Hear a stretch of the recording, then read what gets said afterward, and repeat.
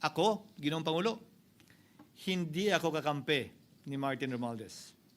Kaya lalabanan ko siya at lahat ng panglilinlang niya. Our distinguished colleague from Sorsogon, no other than Senator Francis Cheese Escudero. Yes, the gentleman from Sorsogon, Senator Francis Escudero, is recognized.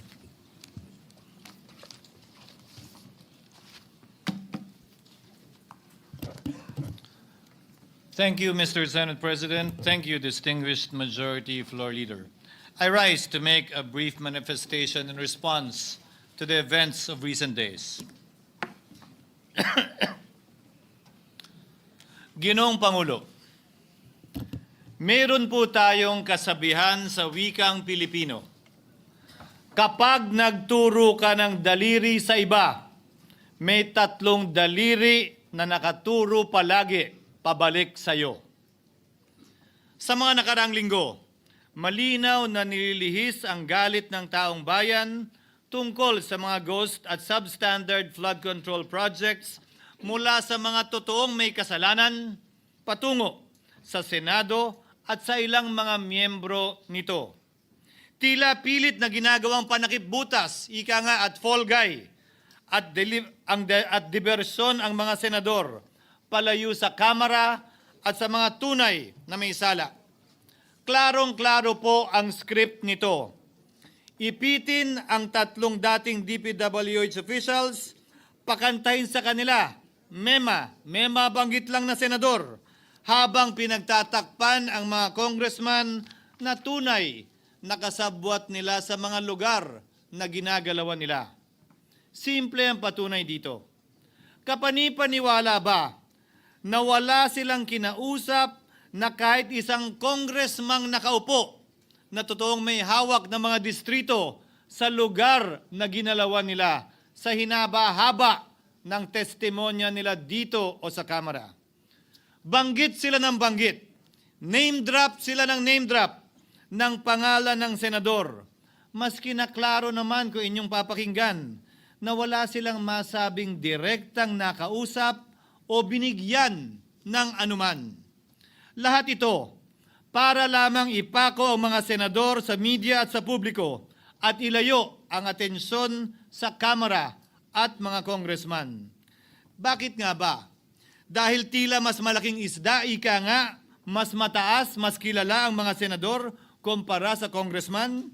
Umaasa sila na maiibsan ang galit ng tao sa kanila sa kanilang mga anomalya ukol sa flood control at tuluyan na silang makakatakas mula sa anumang pananagutan. Isang tao lamang, Ginoong Pangulo, ang nasa likod ng script at sarswelang ito. Siya ang dahilan ng kaguluhan, pagkakaaway-away, pagkakawatak-watak na ngayon yumayanig sa ating bayan, maprotektahan lamang ang sarili niya. Ang pangalan niya ay matagal nang bulong-bulungan sa bawat sulok ng bansa, pero ngayon, unti-unti nang sinisigaw ng taong bayan.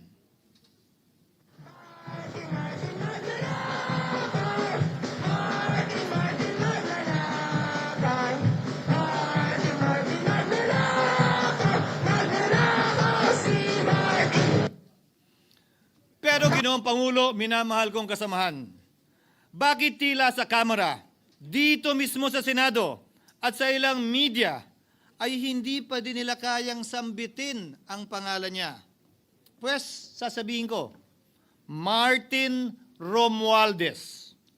Minsan ang binanggit ng mga diskaya ito mismo dito sa Senado, ang kanyang pangalan. Pero agad itong pinabawi nung humarap sila sa Kamara. Binanggit ni Master Sergeant Gutesa ang kanyang pangalan. Pero ultimo notaryo, natunto nila at pinabawi nila ang pagnotaryo. Buti na lang, huli na't nasabi na niya ang pangalan ni Martin Romualdez na pinanumpaan dito mismo sa ating Blue Ribbon Committee. Hindi ba't si Ginoong Gutesa hindi ba't si Sergeant Gutesa lamang ang bukod tanging testigo na walang kinalaman, hindi sangkot sa flood control issue, walang hininging immunity, deal o proteksyon kapalit ng kanyang pagtestigo? Siya ang kauna-unahang nagtestigo na personal na naghatid ng pera sa bahay mismo ni Martin Romualdez. Ang salaysay niya, Ginoong Pangulo, ay kumpirmasyon ng matagal nang isinisiwalat ni Congressman Chanco at Mayor Magalong kung sino ang ulo sa paglilimas sa kaban ng bayan na ating naririnig na rin. 13,803,693 with Congressman Saldico as proponent. For the record, ang binabanggit po nating Representative Elizaldico, siya po yung chairman ng House Appropriations Committee. Walang kaduda-duda yan. Ito nga, hirap na hirap silang banggitin pa yung isa sa mga mastermind nila dyan, si Saldico, hirap na hirap pa silang banggitin. May isa pang mas mataas sa kanya? Hindi naman gagalaw yun kung walang... Siyempre, hindi naman gagalaw yun kung walang pahintulot yung mas mataas sa kanya. Which is the House Speaker. Ginoong Pangulo, pahintulutan niyo po ako magkwento ng konti upang patotohanan ang mga salitang ito. Taong 2023 nung tinalaga si Ginoong Kiko Laurel bilang kalihim ng kagawaran ng agrikultura. Bilang suporta sa kanyang mandato, tinanong ko noon ang isang simpleng katanungan sa budget process natin. Bakit mas malaki ang pondo ng flood control kesa sa agrikultura? Why is it that the budget for flood control is bigger than the budget of the Department of Agriculture or the agriculture sector as a whole? The fifth biggest allocation, not even a department, is flood control. And allocating a measly 31 billion for irrigation, for rice. Why? Pagkatapos po noon, tinulungan ko siyang bawasan ng flood control budget at idagdag sa 2024 budget ng Department of Agriculture. Aniya, tumawag daw sa kanya si Congressman Zaldico dahil pinapatanong daw ni Speaker Romualdez, bakit binawasan ang pondo ng flood control? Ngunit wala nang nagawa si Congressman ko dahil sinabi niyang pasayan ng Pangulo. Nung termino ko rin po bilang Pangulo ng Senado, maraming beses po akong tinanong ni Pangulong Bongbong Marcos tungkol sa panukalang budget para sa 2025. Sinabi ko po sa kanya ang buo at tapat na katotohanan para malaman po niya ang tunay na larawan at sitwasyon ng pambansang budget para sa taong yon. Ito marahil, Ginoong Pangulo, minamahal kong kasamahan, ang isa sa mga dahilan kung bakit pinag-utos ng Pangulo ang pag-veto at pag-for late release sa FLR at pag-hold ng malaking bahagi ng budget nila. Marahil, isa rin ito sa mga dahilan kung bakit ninais ng Pangulo na matanggal si Congressman Zaldico bilang chairman ng House Committee on Appropriations dahil sa mga inilahad ko at marahil na-discover din ng Pangulo kaugnay sa 2025 budget. Hindi malayo, Ginoong Pangulo, na naganap din ang mga ito noong 2023, 2024 at mga nauna pang budget kung saan napakaraming ghost at substandard projects ayon kay Secretary Vince Dizon at ayon mismo sa talumpati ng ating kasamahan na si Senator Ping Lacson. Ngunit marahil ay walang naglakas loob na sabihin ang katotohanan kay Pangulong Marcos o magsumbong sa kanya kaugnay sa ilang mga bagay na ito bago ako. Nais ko din pong kumpirmahin ang sinabi ni Congressman Toby Chanco na ang pag-file ng impeachment complaint laban kay Vice President Sara Duterte ginamit na paraan ni Speaker Romualdez para mag-release ng pondo nila na naka-FLR or for late release bago mag-eleksyon. Maski na alam po niya na hindi po ito kayang talakayin ng Senado hanggang sa Hunyo pa mula nung simula. Ulitin ko, ginamit ni Martin Romualdez ang FLR at ang pangalan ng Pangulong Marcos upang itulak ang kanilang unconstitutional na impeachment complaint. Sabi nila, pumirma kayo dahil kung hindi lalabas ang pondo nyo na naka-FLR bago mag-eleksyon. Subalit, Ginoong Pangulo, hindi ito umubra.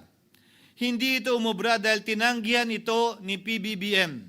Sinabi niyang walang ganyang uri ng usapan at sinabi niyang hindi niya gagawin yon. Kaya't hanggang ngayon, nananatili pa rin for late release ang mga questionableng pondo nila. And that is why, Mr. President, distinguished colleagues, at the height of the impeachment controversy and amidst the passion of some sectors to remove the Vice President at all costs, I urged prudence and level-headedness because I knew that greed and not accountability was the reason behind it. In the end, Mr. President, the Supreme Court vindicated us. The Supreme Court vindicated us by saying, among others, quote, "There is a right way to do the right thing at the right time. This is what the rule of just law means." Close quotations. Ginoong Pangulo, sinisi po sa akin ni Speaker Romualdez ang pagkakatanggal kay Congressman Zaldico. Sinisi po niya sa akin ang pag-FLR or for late release ng kanilang mga proyekto. Sinisi po niya sa akin ang pagkakadismiss ng impeachment complaint laban kay VP Sara na nakikita niyang makakatunggali niya sa susunod na halalan. Sinisi din niya po sa akin ang pagkakasira ng kanilang maitim na balakin sa 2025 budget na nagawa nila ng walang balakid na mga nagdaang taon. Ginoong Pangulo, naging tapat ako at ginawa ko lamang ang aking tungkulin. Kung ano ang tingin kong tama at nararapat para sa bansa at sa sambayanan. Subalit, sa kabila po nito, nagsimula na ang lahat ng bira, paninira at kaso laban sa akin at sa Senado. At ang nasa likod ng lahat ng ito, walang iba kung hindi si Martin Romualdez. Ika nga ni Mayor Magalong na ngayon lamang nakita ko sinisiraan na rin ngayon. Bakit ko ba nilabanan at binisto sila Speaker Romualdez mula noon hanggang ngayon kung kasabwat at kasapakat lang din nila ako? Hindi ko po gagawin yun. Ang pinasangkig ng tennis court, ang nasabing gusali sinimulang pinatayo noong ika-6 ng Oktubre taong 2022 at ang kontraktor, ang St. Gerard Construction na pagmamayari ng mga diskaya na nasangkot ngayon sa mga maanumalyang flood control projects. Dahil dito, kwenasyon ng ilan ang pagiging special advisor ni Mayor Benjamin Magalong sa ICI. Lalabanan ko ba yung anlalakas na yan, sila Speaker? Lalabanan ko ba yung mga mayayaman na yan? Kung ako'y bulok, I fought for what is right. Ano nga ba ang ginawa nila sa akin? Una, hinalungkat ang isyu ng campaign contribution na tinanggap ko mula sa isang individual na may-ari ng kumpanyang nakakuha ng kontrata sa gobyerno. Inipit niya ang budget ng COMELEC sa Kamara dahil dito at binusisi ang di umano kaso kong ito. Subalit, Ginoong Pangulo, tulad ng sinabi ko sa simula ng aking talumpati, kapag ka nagturo ka ng daliri kanino man, may 3 daliring nakaturo pabalik palagi sa iyo. Anong nangyari? Hindi ba't biglang may lumabas na ulat ng PCIJ na ang dami naman palang opisyal, hindi lang senador, mas mataas pa ang tumanggap din ng ganong uri ng kontribusyon noong 2022 elections? Ang tanong ko ay simple. Kung legal at walang mali sa ginawa nila, edi dapat legal din at tama ang ginawa ko. Pero bakit ako lang ang iniimbestigahan tungkol dito? Higit pa doon, Ginoong Pangulo, hindi ba tayon kay Mayor Magalong merong 67 na miyembro ng Kamara na kontraktor? Ito po ay mga miyembro ng Kamara na may construction firm na nakakuha ng kontrata sa gobyerno. Kung bawal talaga ito, ibig sabihin ba niyan, bawal na nilang gastusin ang sarili nilang pera para sa kanilang sariling kandidatura? Bakit hindi din binubusisi yun? Bakit hindi inaalam yun? Ako lang talaga? Pangalawa, inintriga ni Martin Romualdez ang dating liderato ng Senado dahil sa pagkakaupo at pagdinig ni Senator Marcoleta sa Blue Ribbon Committee dahil marahil sa pananaw niya ay hindi siya safe kay Marcoleta. Ngunit, Ginoong Pangulo, sa hindi niya inaasahang pagkakataon, nung araw ding yun, nagsalita ang mga diskaya, pinangalanan ng 17 congressman na kasosyo niya, kabilang ang pagbanggit na naman ng pangalan ni Martin Romualdez. Karamihan sa mga kawani ng DPWH na nabanggit sa itaas ay paulit-ulit na binabanggit ang delivery ng pera ay para sa kay Zaldico na dapat at least 25%. Si Kong Marvin Rillo naman ay ilang beses na binabanggit ang pangalan ni Speaker Martin Romualdez bilang kanyang malapit na kaibigan. Karamihan sa mga Isa na naman po itong patunay, Ginoong Pangulo. Kapag ka nagturo ka ng daliri sa iba, may 3 daliring nakaturo pabalik sa'yo.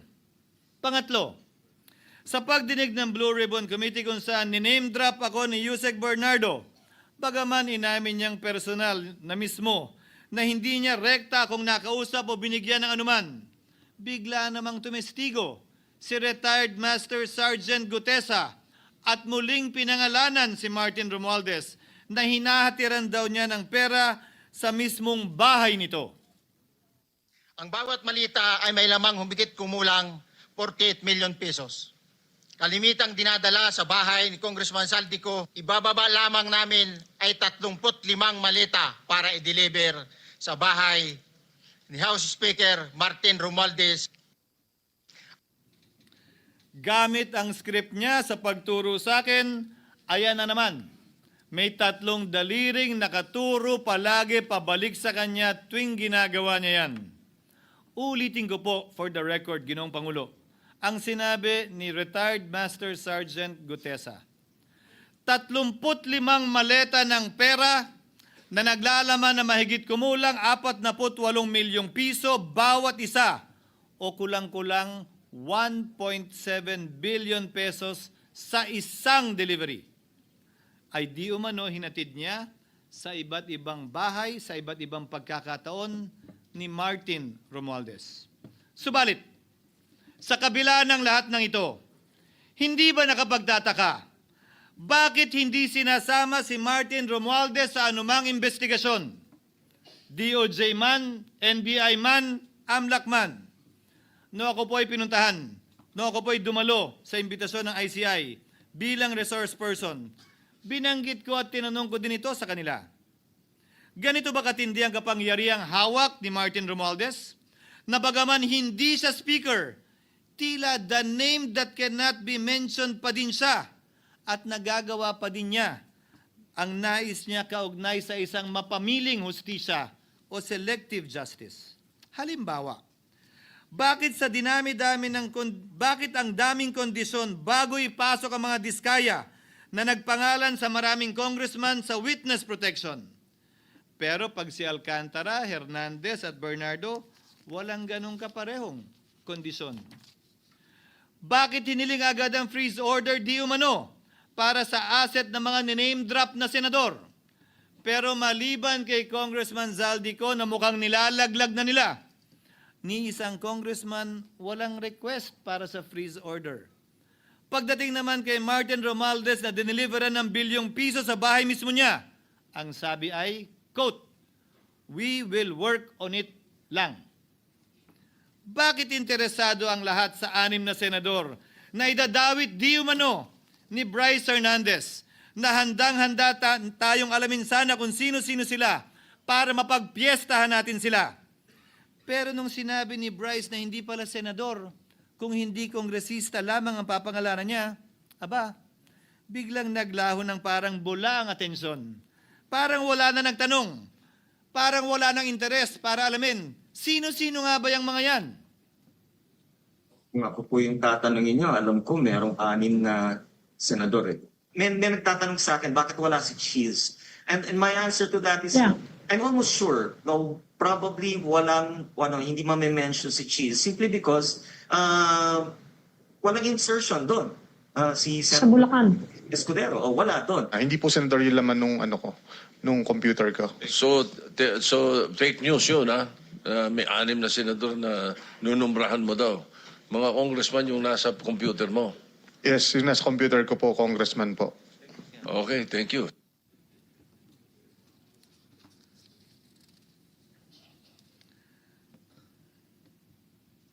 Nagkataon lang ba, Ginoong Pangulo, na ang mga nakaupong senador na dinidiinan sa ngayon ay ang dating Pangulo, dating pro tem, dating punong mayoriya ng Senado, na lahat nagkataon din lang ba na bumoto kontra sa depektibong impeachment ni Vice President Duterte o talagang tinumbok lang kami? In other words, Mr. President, are we truly for transparency and accountability, Or are we merely offering a politically convenient sacrificial lamb in an attempt to appease the rage of the people? What is painful, Mr. President, is that along the way, reputations have been disparaged and tarnished. Innocent persons have been implicated, and the Senate is slowly but surely being destroyed. Nagkataon lang po ba na ang lahat ng ito o ito'y sumusunod sa isang script, direksyon at basbas ni Martin Romualdez? Sa kanyang script na naglalayong ilihis ang galit ng bayan mula sa kanya at sa mga kasabwat niya at ituro ito sa Senado at mga senador. Ginoong Pangulo, ang script at sarswelang ito ay di uubra dahil napakalayo po nito sa katotohanan. Napakasama sa panlasa at tinitiyak ko sa inyo, hindi po ito matatanggap at lulunukin ng sambayanang Pilipino. I've been in public service for 27 years. I've never been accused nor charged with corruption. This is the sterling record which they are trying to tear down, and I tell you, they will not succeed. I will defend myself, Mr. President, against these malicious and false allegations. In fact, I have already filed and will be filing necessary and appropriate charges against my accusers and prove them wrong. And with the help of the Almighty, I will be vindicated and declared innocent, I am sure. Kaya ko po ipagtanggol ang sarili ko, Ginoong Pangulo. Ngunit, Ginoong Pangulo, sino po ang nagtatanggol sa ating institusyon? Kaya't ang aking tanging hiling po sana sa inyo, Ginoong Pangulo, at sa ating mga kasamahan sa Senado. Labanan po ninyo at huwag niyong pahintulutang ang mapamiling hustisya na lantarang nangyayari sa harap natin ngayon. For what is happening now is selective justice and mob justice. Members of the Senate have been thrown off a cliff before the court of public opinion in an attempt to mollify the people's rage, thereby covering up the real perpetrators and giving them a chance to get away. Mr. President, I will not allow justice to be weaponized against the innocent to protect the guilty.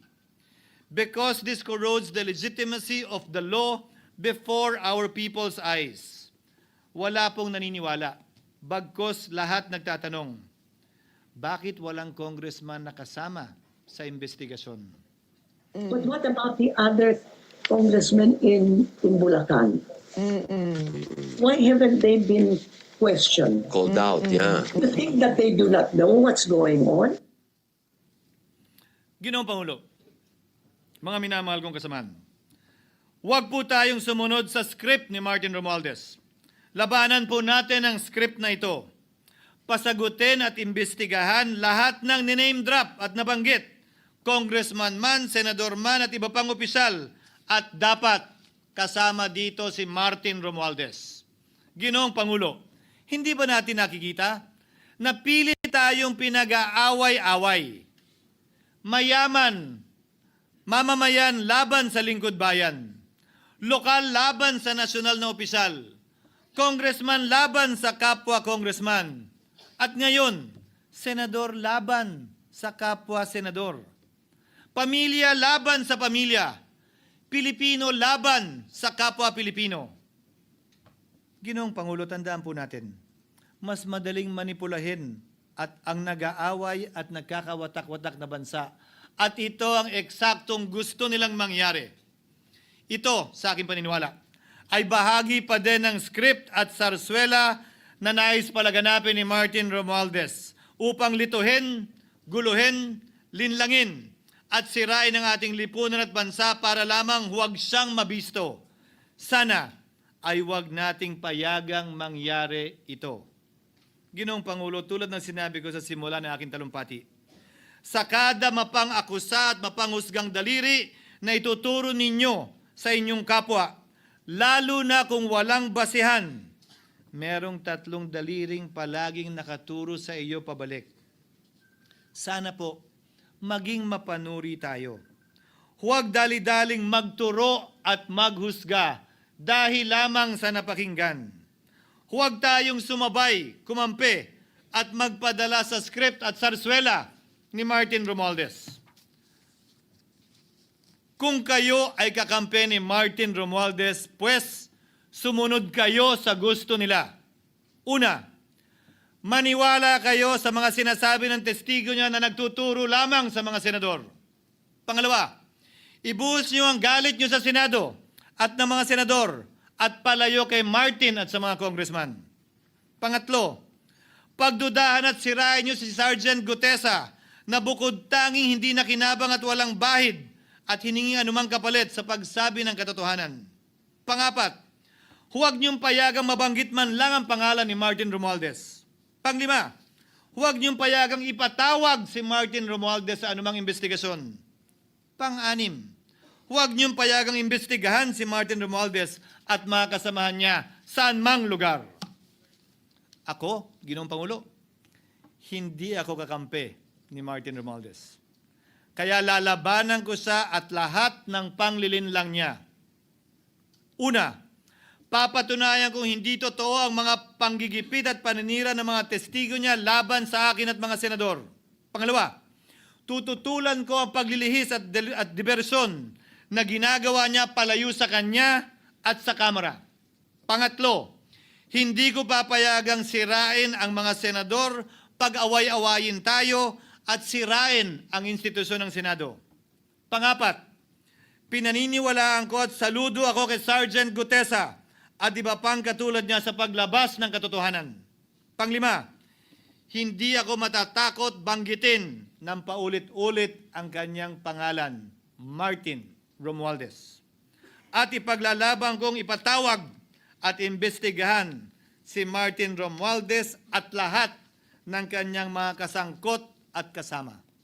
Ginoong Pangulo, mga minamahal kong kababayan, kung nais niyong lumitaw ang katotohanan, kung nais niyong panagutin ang tunay na salarin, kung nais po niyong makulong ang tunay na may kasalanan, huwag ninyong kampihan si Martin Romualdez. Punitin natin ang script ni Martin Romualdez. At higit sa lahat, huwag magpadala, huwag sabayan, huwag maniwala sa sarswela na nilalako ni Martin Romualdez. Maraming salamat po, Ginoong Pangulo, at magandang hapon po sa ating lahat. Thank you, Senator.